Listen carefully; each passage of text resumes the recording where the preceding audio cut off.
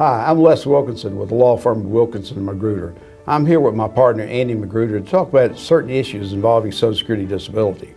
Now Andy, you know, a lot of times when somebody files an application, they say they're depressed, they've got anxiety, they've got PTSD, and Social Security sends them out to a consultative examination. Why do they do that? Great question, Les. Well, a consultative exam is an exam that's done by an outside psychologist where the claimant will meet with the psychologist typically for 2 hours, and the psychologist will interview them, and if they bring along a family member or friend, can interview them as well, and essentially come up with a certain diagnose them with what the psychologist believes they have, and then assess them in certain areas in terms of what they believe they can and cannot do. And Social Security sends people out for exams if again they've alleged some sort of mental health impairment, or if the records reflect that they have some sort of mental health impairment. But typically these exams are, like I said, about 2 hours, and they'll ask them about their personal background, their work background, any issues they may have in the past with drugs or alcohol, any kind of hospitalizations, their mental health treatment background, and then they'll do some testing on them to see how their memory and recall and so forth is. And then after this process, the consultative examiner will diagnose, list on the report what they have diagnosed them with based upon the history as well as the exam. And the consultative examiner will also assess the claimant in terms of really 4 categories in terms of how severe they believe their impairments are. And what they look at is how well they can understand, follow, and remember simple and detailed instructions. They'll assess how effective they are in terms of dealing with and interacting with co-workers and supervisors in the general public. And they'll assess how effective they are in terms of maintaining concentration, persistence, and pace in a work environment.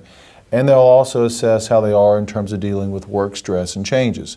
And so these are real important considerations that the judge will have to look at to see, well, you know, if someone can't, if they have, say, marked limitations in terms of maintaining concentration, persistence, and pace, that's really going to affect their ability to work an 8-hour job.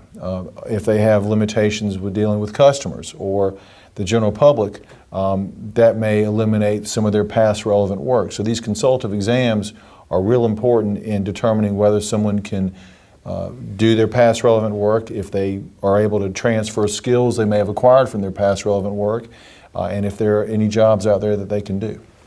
I noticed a lot of psychological exams, they run an IQ test on someone. Why would they do that? Well, they do that list because, again, if someone has put in their application for disability that maybe they were in special ed classes or that they're a slow learner, then they will do an IQ test to see, again, potentially if they might meet the listing 1205C.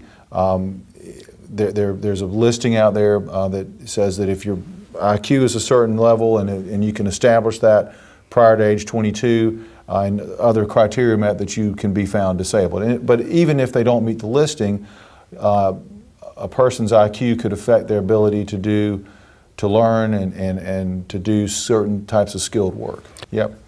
But again, Les, you know, these consultative exams, the psychological exams, are real important in terms of assessing how someone's transferable skills may work, how they work in certain environments, how they handle stress, if they can remember things.